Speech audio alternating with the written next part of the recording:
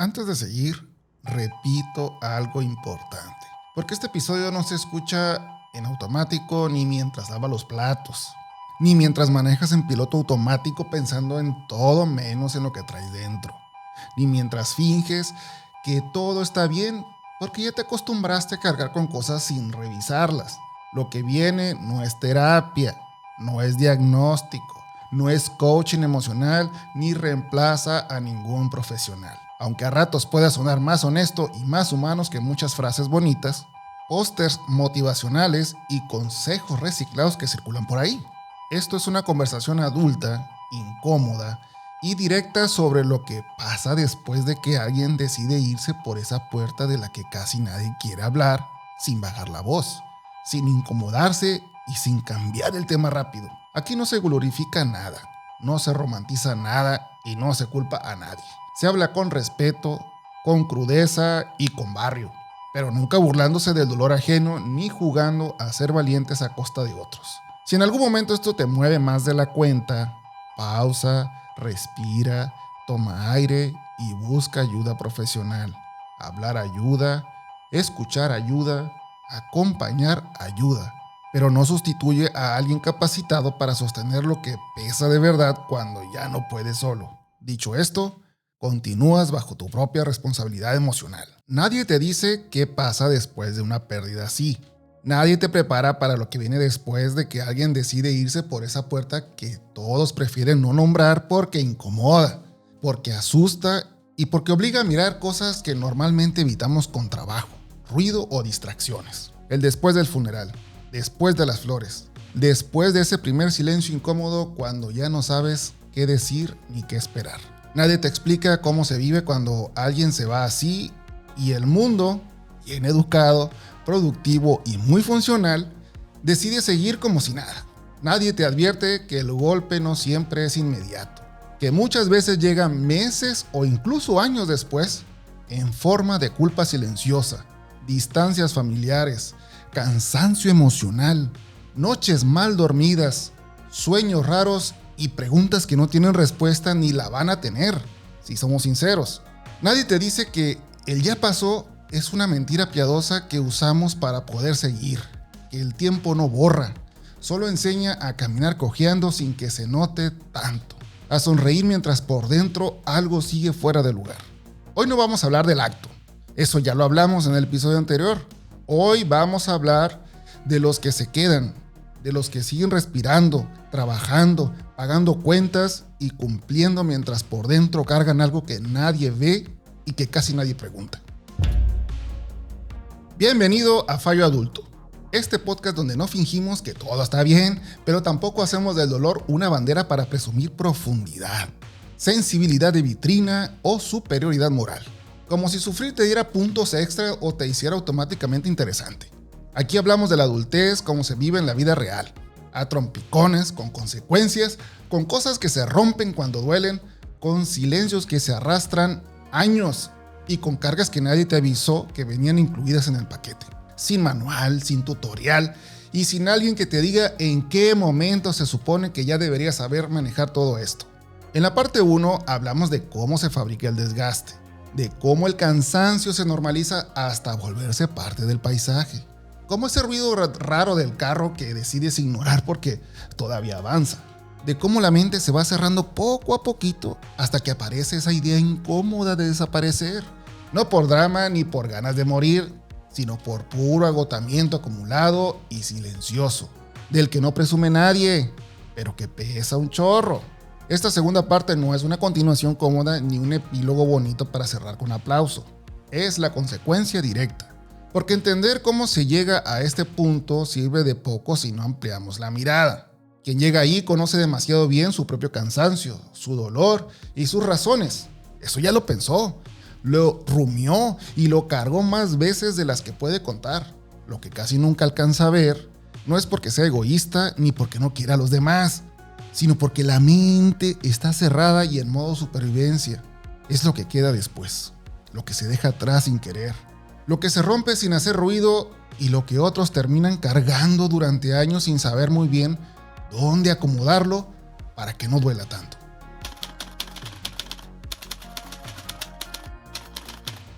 Cuando alguien se va por esa puerta, el ruido inicial es brutal, casi de película mal editada, de esas donde todo pasa rápido y nadie entiende bien qué está pasando.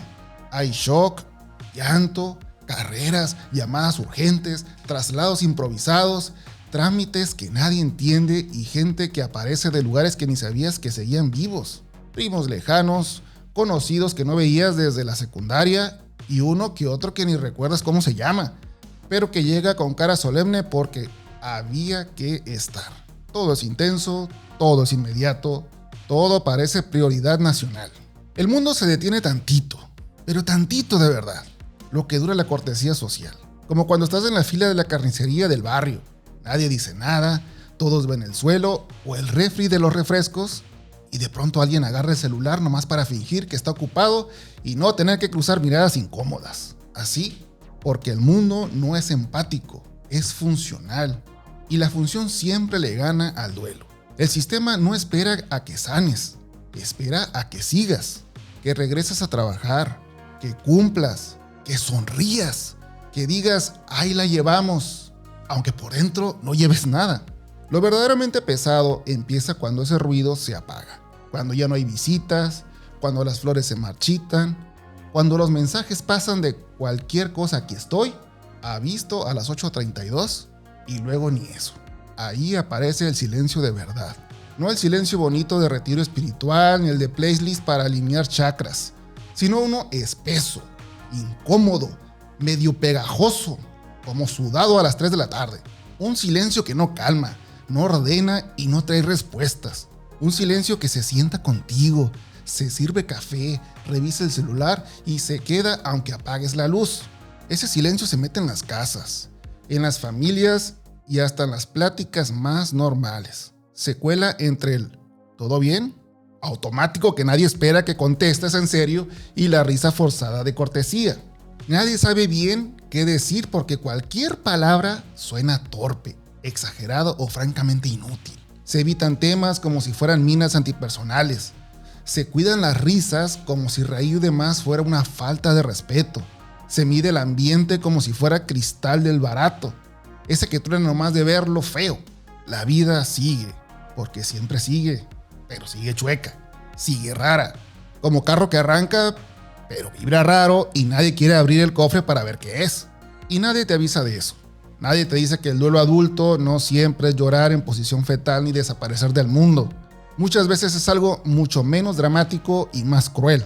Seguir con la rutina como si nada, ir a trabajar, contestar mensajes, cumplir horarios, hacer chistes malos para que no pregunten, mientras por dentro todo suena hueco, como cuartos sin muebles. Es cargar un peso invisible sin incomodar demasiado, sin hacer ruido, sin pedir tiempo fuera.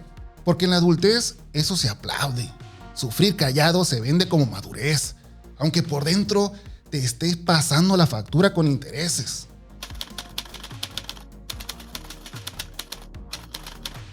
Después de algo así, la familia no se destruye necesariamente, pero sí se fragmenta. No con explosiones dramáticas ni peleas de telenovela que den material para sobremesa eterna, sino de una forma mucho más adulta y silenciosa, que es todavía más difícil de detectar. A veces sin gritos, sin culpables claros a los que apuntar y sin un villano oficial al que echarle todo el peso. Simplemente se fragmenta. Cada quien procesa el dolor como puede y sin querer, eso se para. No porque falte amor, sino porque sobra confusión. Hay quien se encierra porque no sabe qué decir sin romperse. Quien se vuelve hiperresponsable porque siente que si baja la guardia todo se viene abajo. Quien se refugia en el trabajo como si allí estuviera la respuesta o al menos una distracción decente. Y quien evita reuniones porque no tiene ganas, cuando en realidad sí tiene ganas, pero estar juntos duele más de lo que ayuda. El dolor no desaparece, se reparte. Y ese reparto nunca es justo ni equitativo, ni democrático, ni amable. A algunos les toca más culpa, a otros más silencio, a otros más enojo contenido que no saben dónde poner sin sentirse malas personas. Aparecen los hubiera, esos pensamientos traicioneros que llegan de madrugada cuando ya no hay ruido ni distracciones que los tapen. Si hubiera llamado más, si hubiera insistido, si hubiera visto las señales, si hubiera hecho algo distinto. Empiezas a revisar el pasado como si fuera una escena mal iluminada, convencido de que ahí había algo evidente que no supiste leer, aunque en realidad nadie tenía el mapa completo ni las instrucciones correctas para evitarlo. Y lo más duro es que no hay respuesta que cierre eso de forma definitiva. No hay conclusión que tranquilice del todo, ni explicación que deje la conciencia en paz, por más que la repitas o la analices desde todos los ángulos posibles. Solo aprendes, con el tiempo y a golpes, a vivir con preguntas abiertas y a cargar con ellas sin que te tiren al suelo todos los días, ni convertirlas en castigo perpetuo. Sigues, cumples, sonríes en reuniones familiares donde algo ya no está, aunque nadie lo diga en voz alta. Sigues, aunque ya no seas el mismo, aunque algo en ti haya cambiado para siempre y tengas que aprender a convivir con esa versión nueva sin manual ni aviso previo.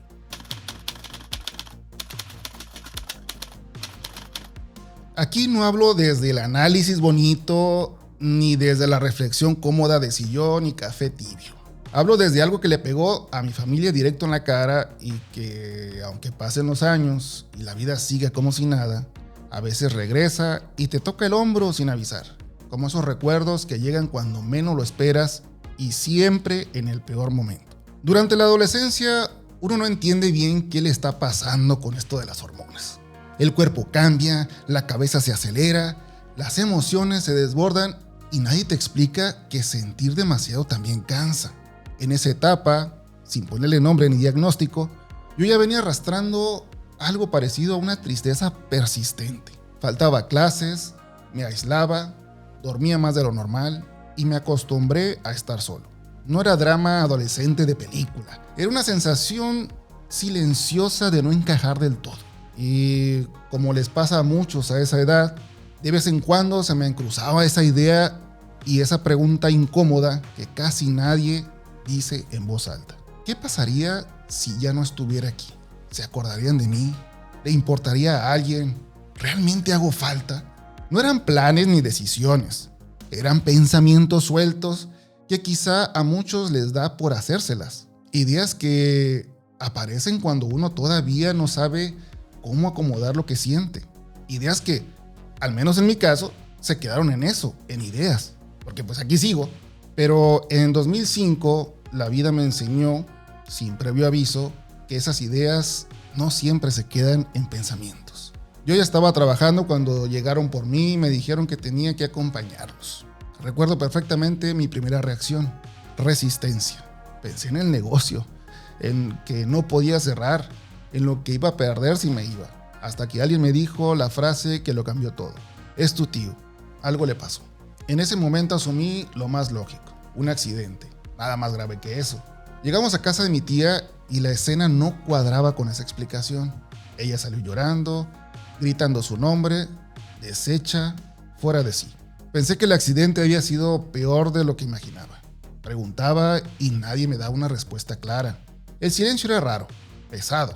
Lo único concreto que me dijo mi papá fue que recogiera la maleta de mi tío porque mi tía entraba en crisis con solo verla. Él se estaba quedando ahí un tiempo y todas sus cosas estaban en esa casa. Horas después, alguien, que no recuerdo quién, me lo dijo de golpe, sin rodeos.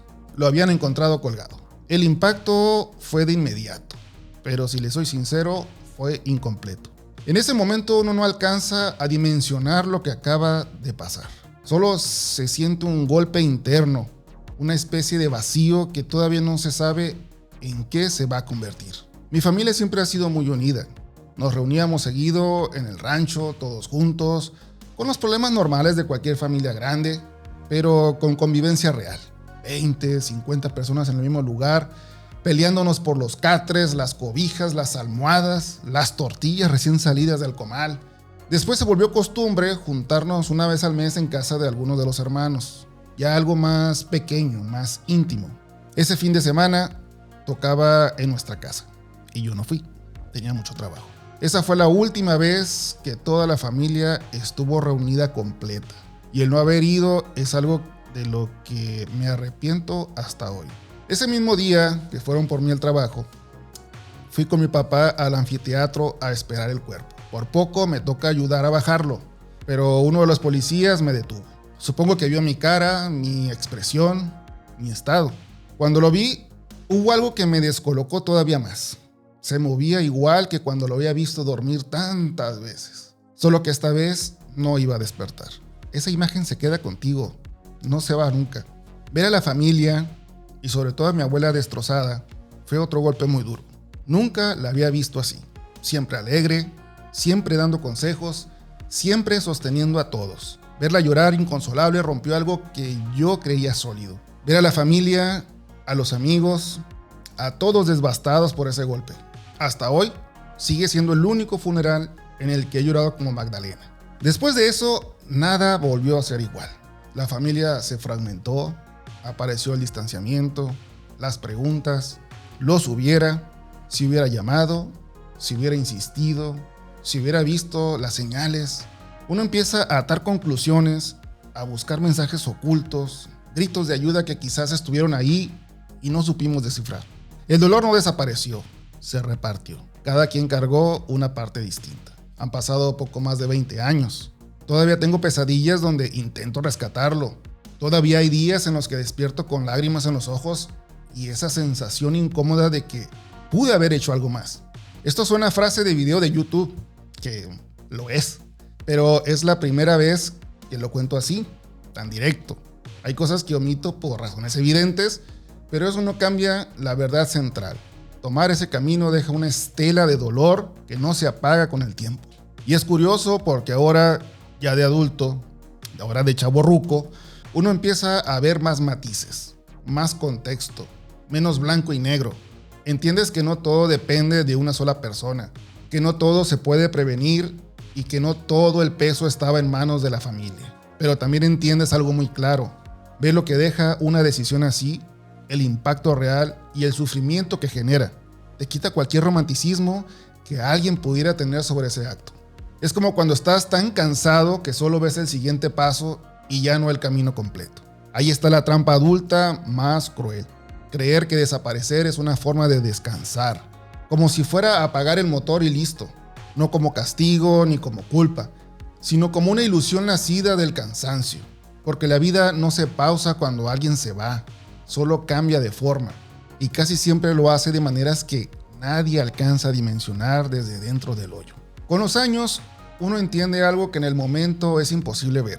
Que ese cansancio profundo no era falta de valor, sino falta de acompañamiento, de herramientas y de espacios seguros para decir ya no puedo más sin sentir vergüenza. Y que buscar apoyo no era exagerar ni fallar como adulto.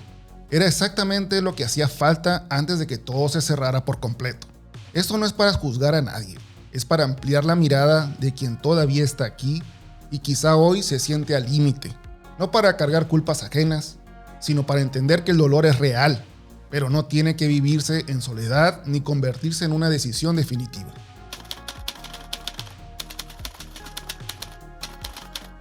Aquí es donde ya no sirve ponernos filosófico ni explicar otra vez cómo funciona la cabeza por dentro, porque eso ya lo destripamos en la parte 1.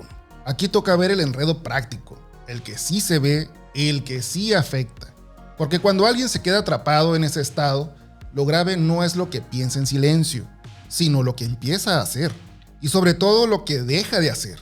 Como si poco a poco se fuera borrando del mapa sin avisar. Empiezan las decisiones chiquitas, de esas que parecen inofensivas, casi educadas. Dejas de contestar llamadas porque luego cancelas planes porque andas cansado. Pospones conversaciones importantes porque no es un buen momento. Evitas a la familia para no preocupar y te guardas todo para no cargar a nadie. Desde afuera eso se ve como que estás distante, frío o medio sangrón. Desde dentro se siente como autoprotección. El problema es que ese aislamiento hace más ruido que cualquier bronca original, como radio mal sintonizada que no te deja pensar. La familia lo empieza a notar antes de entenderlo. Primero vienen los roces raros, luego las miradas incómodas en la mesa, luego el clásico ya no es como antes. Nadie sabe bien qué decir sin meter la pata, así que algunos insisten hasta cansarse. Otros se hacen a un lado y otros deciden que así eres tú y ya. Y sin que nadie firme nada ni lo acuerde formalmente, se va armando una distancia que luego cuesta un mundo deshacer, como pared levantada con puras malas interpretaciones. Y ni hablar de las decisiones prácticas. El trabajo se vuelve escondite o castigo. O te sobreexiges para no pensar. O te desconectas por dentro y funcionas en automático, como electrodoméstico viejo que todavía prende, pero ya no sabes por cuánto tiempo. Mudanzas, rupturas, cambios grandes se toman desde el cansancio, no desde la claridad.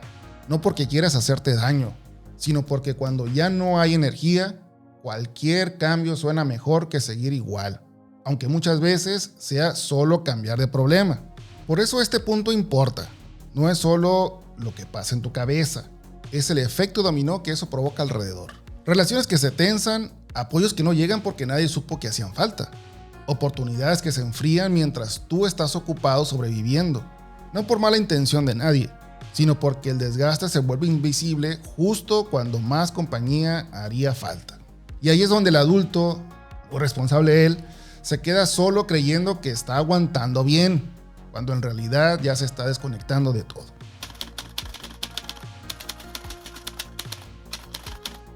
Aquí va lo más importante. Sin poesía, sin voz grave de documental y sin esa actuación rara de adulto invencible que nomás se aprende a punta de vergüenzas.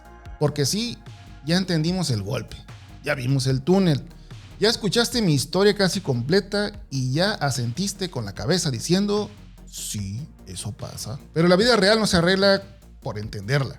La vida real se sostiene como se sostienen las cosas en el barrio, con apaños, con ayuda y con un zape bien dado cuando te haces el valiente aún sabiendo que claramente ya no puedes. Primera verdad de banqueta, escrita con plumón permanente. Aguantar no te hace admirable, te hace invisible. Invisible para los demás y peor, invisible para ti mismo. Y ser invisible cuando traes la cabeza hecha caldo es peligrosísimo. Si esta idea te ha pasado por la mente, no como drama de redes ni como amenaza para llamar la atención, sino como cansancio profundo, constante y silencioso. Lo responsable no es échale ganas, ni ya se me pasará. Lo responsable es no quedarte solo con eso, buscar acompañamiento a tiempo, decir en voz alta ya no puedo, antes que el cansancio se te suba al volante y empiece a manejar por ti. Y no, pedir ayuda no te hace débil, te hace práctico, que no es lo mismo, pero sirve más. Es como cuando el carro empieza a sonar raro y tú, bien adulto funcional, decides ignorarlo porque todavía aguanta. Spoiler, no aguanta. Aguanta hasta que te deja tirado en el peor lugar, con el sol encima, el celular al 5% de batería y el orgullo bien inútil. Con la cabeza pasa igual. Si ya te está avisando con ruidos raros, insomnio y pensamientos oscuros, no esperes a que se te apague por completo para hacerle caso. Psicólogos, psiquiatras, médicos, gente real, con estudios reales, que no te van a leer el aura ni a decirte que todo es energía mal alineada. Gente preparada para sostener lo que tú ya no puedes cargar solo cuando el cuerpo y la cabeza ya dijeron basta y tú sigues empujando como si nada, como burro con carga ajena. Esto no se arregla con voluntad, ni con frases bonitas, ni con pensamiento positivo forzado, ni con orgullo malentendido. Eso no es fortaleza, es terquedad emocional con disfraz de madurez. Y aquí va otra verdad de barrio que sí sirve y no viene en ningún libro bonito. Cuando te sientas en riesgo, no te quedes solo. No porque seas incapaz, sino porque en crisis la cabeza se vuelve una pésima consejera y te vende puras mentiras con voz muy convincente. Habla con una persona confiable, una sola, la que no te juzga, la que no te da sermón, la que no te quiere arreglar la vida en 5 minutos. Cambia de lugar, muévete, abre la puerta, sal a que te dé el aire aunque sea la banqueta. No es solucionar la vida, es ganar tiempo para que baje la ola y no hacer una tontería irreversible. Y como no sé de dónde escuchas esto ni en qué país estás parado, deja algo muy claro desde ahora. Ten a la mano los números de ayuda de tu país, las líneas de prevención y los servicios de emergencia. no por exageración ni por paranoia, sino por sentido como un adulto. Igual que no esperas a chocar para ponerte el cinturón, no esperes a tocar fondo para buscar apoyo. Cuidarte también cuenta, aunque nunca te lo hayan explicado así y aunque no dé likes.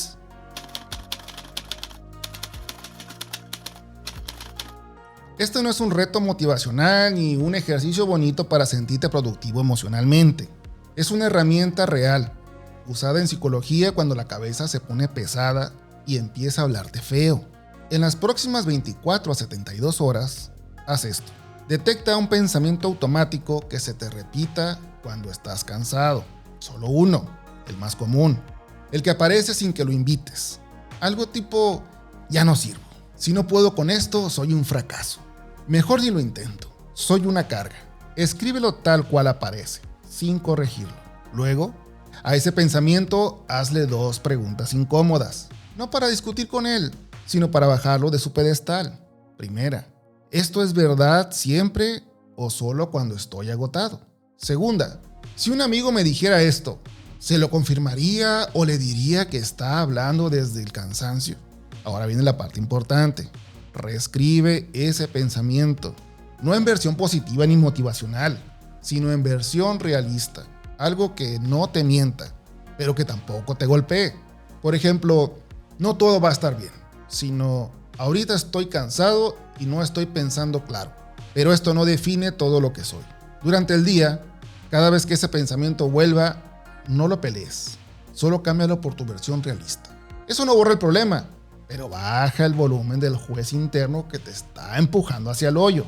Este ejercicio no es magia, no te arregla la vida y no sustituye ayuda profesional, pero sí hace algo clave. Te devuelve tantito control cuando tu cabeza parece estar trabajando en tu contra.